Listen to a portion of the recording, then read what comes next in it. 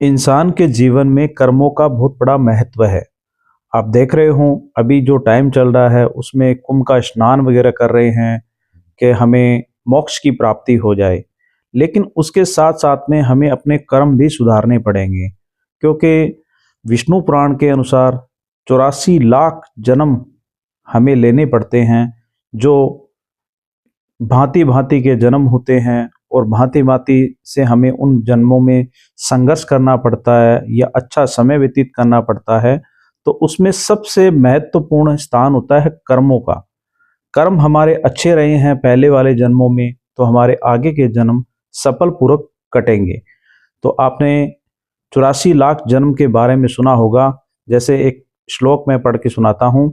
जलसा नवलक्षणी स्वाब्रा लक्ष्यति कर्म्यायाम रुद्र संख्या परीक्षणानाम दशमकम तिलक्षणी प्रसव चतुर्क्षाणी मानवा।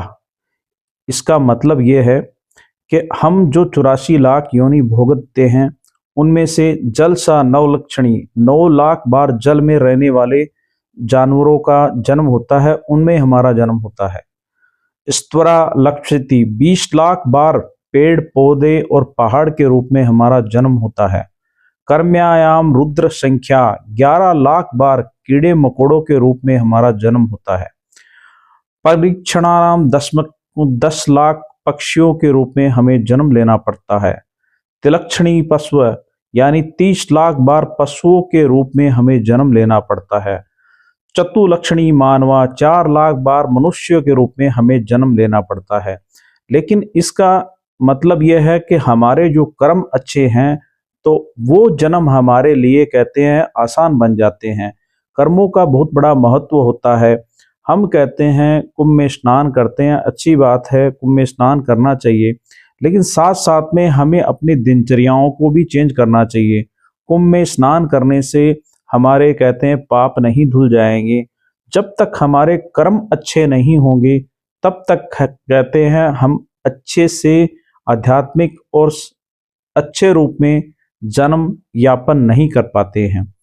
और उसी आपने देखा होगा कुछ लोग जन्म से ही बहुत ज़्यादा परेशान रहते हैं, जन्म से ही बहुत ज़्यादा दरिद्र रहते हैं, उन्हें कोई रास्ता नहीं मिलता और वो कहते हैं जन्म जन्म भर कहते हैं कि परिश्रम करते रहते हैं, लेकिन उन्हें कोई कामयाबी वगैरह नहीं मिलती। तो भाग्य के सहारे लोग बैठे रहते हैं। भाग्य एक बारिश के समान है। जैसे हम बारिश होती है भाग्य के सहारे हम उस बारिश में नहा सकते हैं, लेकिन परिश्रम यानी कर्मों से परिश्रम मिला है। परिश्रम एक कुएं का जल है जिसे हमने परिश्रम करके भूमि को कहते खोद कर कुआं बनाया और उसमें से जल निकालकर हम स्नान कर रहे हैं।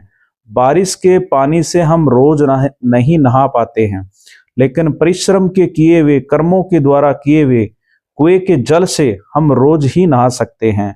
कुछ लोग होते हैं जो भाग्य के सहारे बैठे रहते हैं, मेरे भाग्य में होगा तो मुझे मिल जाएगा, मेरे भाग्य अच्छे होंगे तो अपने आप सही हो जाएगा।